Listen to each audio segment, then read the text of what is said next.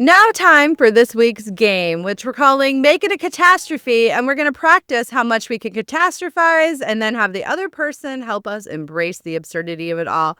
I'll go ahead and go first. Crimson, you woke up with a fever. I woke up with a fever and had no other symptoms. I'm not sure if it's non-Hodgkin's or Hodgkin's, but a fever with no symptoms, waking up, especially if it's at like 3 a.m. with cold sweats, absolutely some form of blood cancer. You've still got 10 more seconds. Oh, a lot more could happen in 10 more seconds. But if it's not that, then it's probably definitely some form of staph infection or internal infection.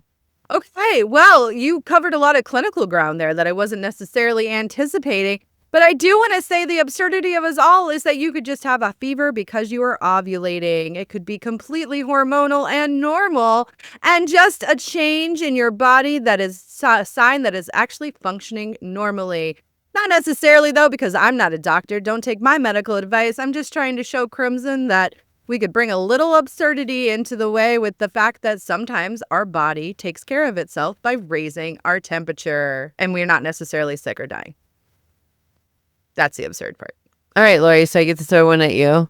Yeah. You launch a business and people start talking about a recession. Well, if there's not going to be any liquidity, what's really the point of doing any of this? I mean, if you can't sell something, then what's the value? Because our capitalistic society says that you should only have a business if you have something of value to sell, and then you can make capital to spend into other assets and then grow your empire to be a billionaire. But if you don't want to do that and you just want to help people and make a little bit of money so that you can live comfortably and change the world with a great idea, it doesn't necessarily feel like the most encouraging time to do that when everyone's already really stressed out about money and really concerned about the fact that they're unhappy with their lives as they are and don't really have a lot of hope that things could be differently.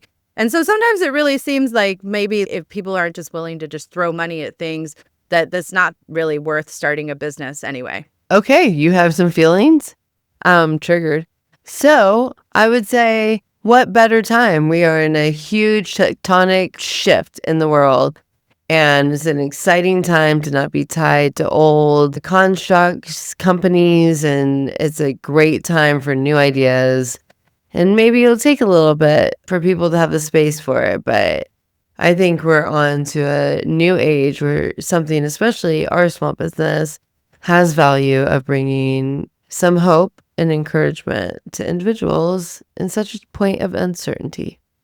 No, you're right. We're ahead of the curve. I think part of the challenge is people have lasted so long, white knuckling through it, that they just think that that's going to be the long-term strategy. But things are getting more uncertain, more stressful. And I think those old systems are starting to break down and people are starting to look for a new way of being. And that's really what we offer is the ability to find a new way of being, whether you're in a recession or not. And that is valuable across time. You're totally right. But it is also, it's an insecurity. It's something we've talked about for sure. Every business owner is talking about it. Yeah, you have to. I mean, that's part of being a business person, right? Is being realistic about and aware of, anxiously aware, of the environments that you're in and how they're shifting and changing. All right, Crimson, I got another one for you. All right. Your favorite fluffy blanket that you love to cuddle with, you just found out, is literally just a microplastic shedding machine. Oh, gosh. I can't believe I exposed my kids. Now I need to get their blood work done all the time. I've exposed them to microplastics and I didn't let it air out.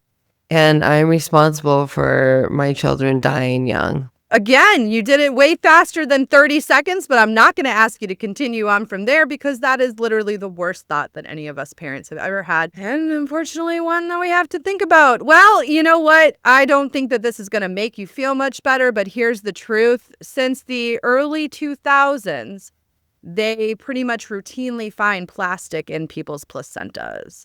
So microplastic were already there with them in the womb, and that doesn't make them okay, and we need to clean it up. But I do want to say that this has unfortunately been part of our landscape for a long time. And one of the reasons that I think it feels so helpless is because you get your fuzzy blanket and you're so excited about it and you love it. And then you find out it's microplastic, and what do you do about it? And so part of the absurdity is we all have to embrace the fact that we are responsible as consumers to try and understand how things are being produced and to try and make the best decisions that we can as consumers. And I think there has to be like a lot of compassion that we have for ourselves right now, because yikes. Did I help? I think you helped. No, I probably made things worse. I mean, it's inevitable. There's a reality to it, for sure. Yeah. We can't get around it. Yeah, it's kind of depressing. I think this might be the most triggering game we've ever done. Yeah, I'm like very triggered coming out of this. All right, give me one more and then let's try not to go to one that's death. A long-term client, in fact, one of your favorite clients, sends an email that says, hey, something came up and we need to chat. Oh no, they're mad at me. I've done something wrong. I'm sure that this is my fault or a mistake of mine, or that I am going to be somehow found out to be wrong or not good. This one's a little hard for me because I've had to work through this a lot professionally. My urgency is a lot more triggered in my personal life than my professional life, but I would still be like, oh, I've done something wrong. Even though, again, in my professional world, things are a lot more cut and dry as far as documentation and all that sort of stuff. So I think it would be something I would cope with better in my professional life than my personal life. I'm probably the same in that regard. But I would look at it as, no, I would totally look at it the way you did. But the client just talked to their boss and they have money that they need to spend by the end of fiscal and they have a new project. ... Yeah. Yep. And not my strength, but I did really well. Edits needed in my timing. I just pinged it. Your catastrophizing was on point. It was Congratulations. Thank you, Lori. All right. Well, that was a fun game.